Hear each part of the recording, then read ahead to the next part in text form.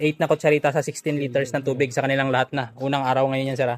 Tapos bukas, deliver tayo ng RTL ulit mga ka-Asenso, additional. Oh, bangga. Okay. Asenso, load tayo ng RTL. Di sir, dalawa lang muna sir. Dito lang sulod sir. Isipon to sir.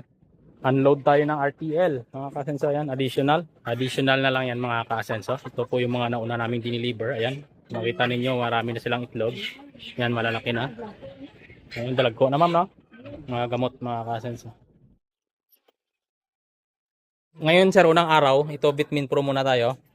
Vitamin Pro. Ang isang kutsarita nito, 5 grams. So 10 grams yung ibibigay natin. Mapatak ito na 4 set.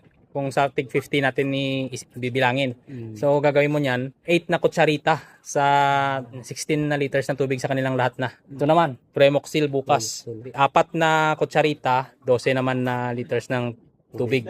4 lang. Yun lang yung marami yung sa Vitamin Pro. 3 araw na sunod to sir ha. Yung Vitamin Pro, ngayong araw, bali first day ngayon. Ito start ka bukas, bali hanggang sa ika-4 na araw, bali 3 days straight ito. Mula bukas sa 2, 3, 4. Pagdating sa ika-5 araw niya, Pepe dewormer. So sa isang set 3, 12 sachet, 12 liters na tubig ng Pepe sa kanilang lahat na. Bali 200 heads yan sila sir. Tapos kinabukasan matapos tong Pepe, plain water lang. Pero sa araw na to, 'di ba naubos na yung Vitamin Pro? Plain water na ibigay mo mamaya. Pag naubos yung Vitamin Pro, tubig na. Tapos bukas ka naman ulit magbigay. Itansyahin mo lang yung pagbigay na tubig na maubos nila hanggang alas 3 ng madaling araw. Basta kinabukasan, uhaw sila, inom kagad yan sila ng gamot. So pag, di ba, pang 6 na araw, plain na tubig ka na lang. Plain water. Tapos, 5 araw na sunod naman, ito. After ng plain water mo, 5 araw na sunod nito. Parang katulad ng Premoxil ang pagbibigay. So, sa 50 heads sila, isang sachet lang sa 3 litro ng tubig. So, bali 4 na kutsarita, 12 na litro ng tubig. Timplahin mo tapos sa kanilang lahat na yan. Tapos after nyan, okay na yan.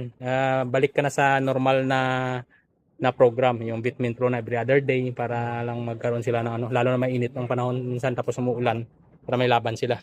Yan, ito lang sir ha. Isulat na lang natin para hindi ka malito. Yan mga kasenso, yan huling deliver namin. Ito yung mga naunang nangingitlog na kumikitang kabuhayan na. Kamusta naman yung kita sa ano sir, itlog sa mga nauna nyo? Okay naman yung tubo o kinita, yung ROI niya? Okay man yung tubo. Kita na sa ako. Ay na-harvest kami sa Paadlaw mga 21-3. 21.3. Pag nang itlog to, madadagdagan na naman yan. Pero yung itlog nyo naubos naman. Every week. Every week. Yan sir ah. Maraming salamat sir ah. Ito si sir, matagal na namin customer ito. Thank you agad sa pag-deliver. Sige sir ah. Marasig na pag-deliver. Kabay pa nga mga buligan.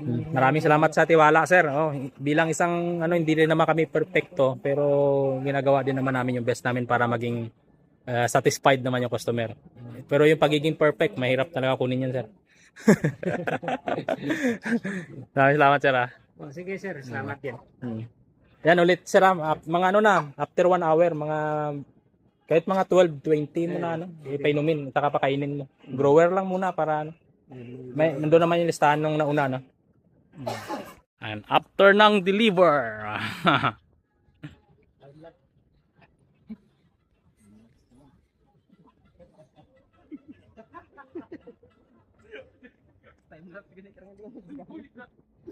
Oops!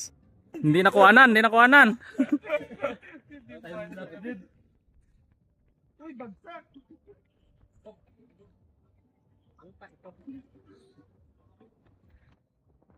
Way makuhaan na, tanan na danlog, way makuhaan.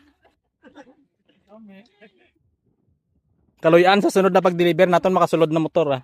Motoron na lang naton